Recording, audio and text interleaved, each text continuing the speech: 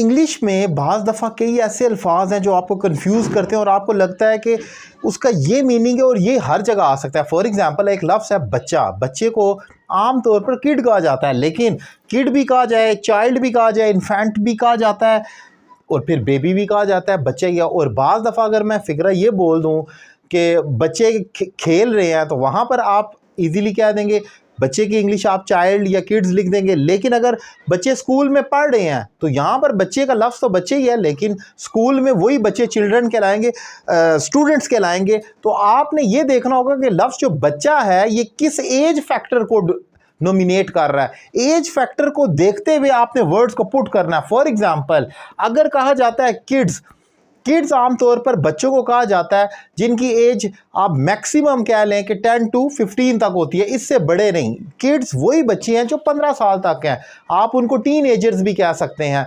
Maximum वो वहाँ तक वो बच्चे कहलाते हैं। चाइल्ड जो होता है ये कोई भी इवन 30 साल का चाइल्ड भी हो सकता है। अगर एक शख्स है जिसकी अच्छी खासी एज है तो उसका जो बच्चा है वो अगर 30-40 साल का भी है, still it is a child for him, वो उसके लिए बच्चा ही कहलाएगा।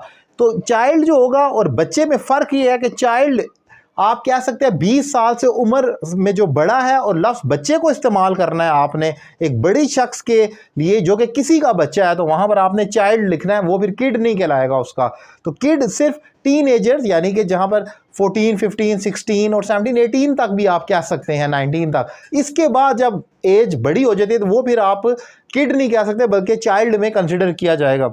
इन्फेंट भी बच्चे को ही कहा जाएगा, लेकिन शीर ख्वार बच्चा, जो दूध पीने वाला बच्चा और जो गोद में है, जो बिल्कुल बैठने के काबिल भी नहीं है, चलना तो फिर दूर की बात है, तो इतना छोटा बच्चा जो सिर्फ आपकी गोद में या फिर आप बेड पर जो कि बिल्कुल बैठ सकता है या लेट सकता है, चलने के काबिल नहीं है।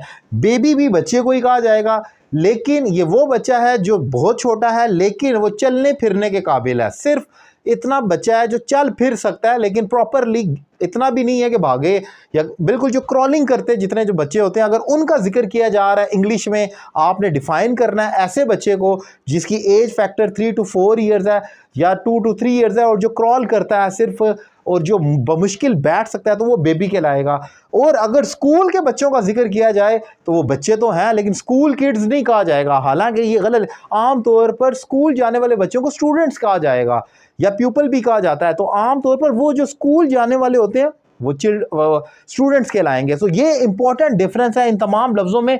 बज़ाहिर तो तमाम लफ्ज़ों का मतलब एक है बच्चा, लेकिन कौन सा बच्चा, किस एज फैक्टर का, आपने किस जगह पर लिखना है, किसको नॉमिनेट करना है, आपका जो करैक्टर है उसकी क्या एज है, उसको देखते हुए आपने इन वर्ड्स को पुट करना होता है। सो एक इंपॉर्टेंट और छुपा हुआ टॉपिक डिफाइन किया जो अक्सर कंफ्यूज करता है। उम्मीद करता हूँ लेक्चर आपको पसंद आएगा। अगर आप मुझसे ऑनलाइन इंग्लिश लैंग्वेज कोर्स करना चाह रहे हैं तो मेरा नंबर आपके सामने स्क्रीन पर मौजूद है, मुझे ज्वाइन करें और घर बैठे अपनी इंग्लिश में बड़ी इंप्रूवमेंट लेकर आए एक रीजनेबल फी पे कर।